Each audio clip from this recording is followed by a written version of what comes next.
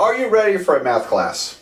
Very important topic here. And I got some obvious stuff here to talk about, and maybe one that's not so obvious. And anyway, first of all, almost every math class has a prerequisite, and you need to make sure you've got the prerequisites for your course.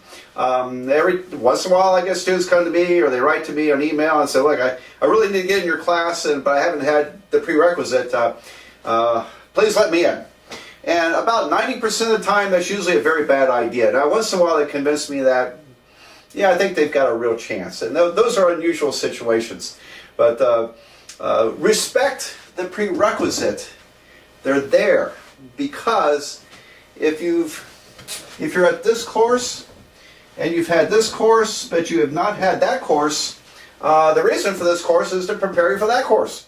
So if you skip over it, that's very dangerous, isn't it? Very dangerous. So like I said, maybe once in a great while I'll sign off on one of those forms and I'll put on there, student takes their own risk, because I'm waiving the prerequisite for them, only because I think they've got a chance, but protect the college and myself in advising, I'll still say, takes their own risk. So anyway, by and large, don't try to go around the prerequisite. Very bad idea. See, we study these things in college, and we know, we keep an eye on prerequisites. We know what it takes for a student to succeed. We look at the numbers and the data, and I hate to say it, but there are very few exceptions to those rules there. Okay, planning for time. Oh my goodness, boy, is that important. And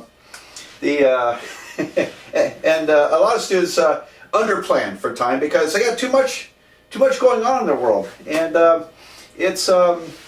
and I admire students for taking on everything they want to do, because I've seen students with taking full class loads, and they work full time, and some of them even have family. They might have kids, and they're trying to do all that. And you know what? There are very few people who can pull that off, and even fewer who can pull it off very well.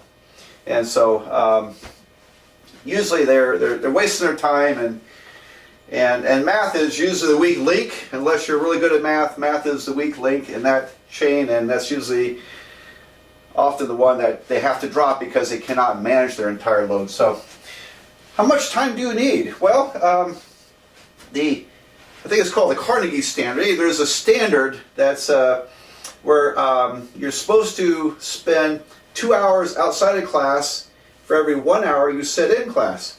So if you're taking a 3-credit course, for example, expect to spend 6 hours in practice.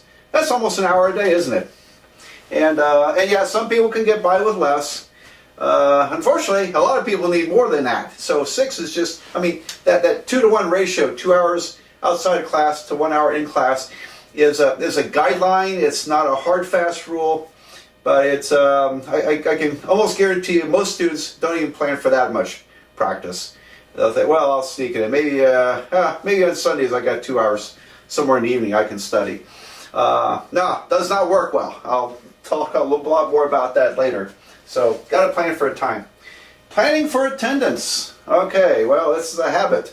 Showing up is a habit. Guess what? In the work world, you guys show up to work, don't you? If you want to keep your job, you got to keep showing up to work. You can be sick once in a while, but not often. So, plan on showing up, and so important. And I'll talk about attendance, and watch that video on attendance.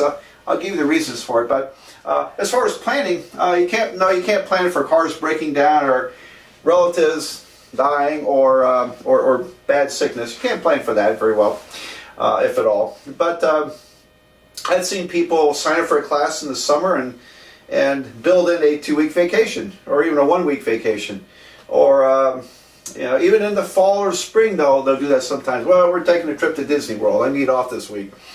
And I'm thinking, well, yep, you'll probably be dropping, and because that usually doesn't work at all. People getting married in the middle of the semester, wow, marriage is great. Get married, don't take classes. At least don't take math class. It's too distracting. Now, I don't want to sound sexist, but men, it's not such a big deal because we just go with the flow and let the women plan everything for the most part. And but I'm not sure I've ever seen a lady getting married during a semester who managed to pass the course.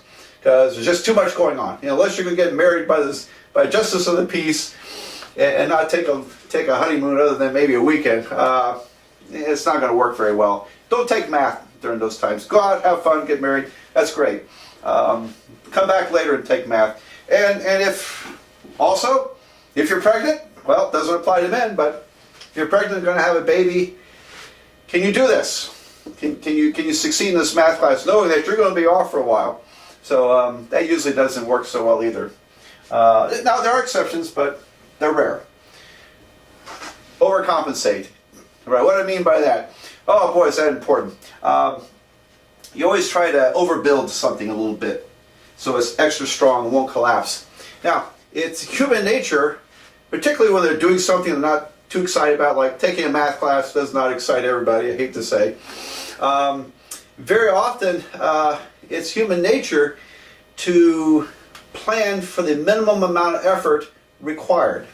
I'm just going to do, here's what I think I can get by with. And you know what? Almost always you fall short. It just works that way. So if you plan for a minimum amount of effort, the least you think you can get by with, almost assuredly, almost guaranteed, you're going to fall short. And because things will come up, distractions will come up. Plus, you may have misjudged how much time it takes.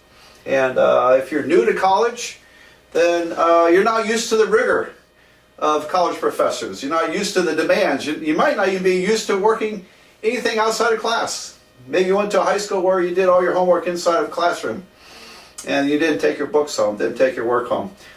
You've got a big adjustment there. So overcompensate on your planning for time. And don't take on too much.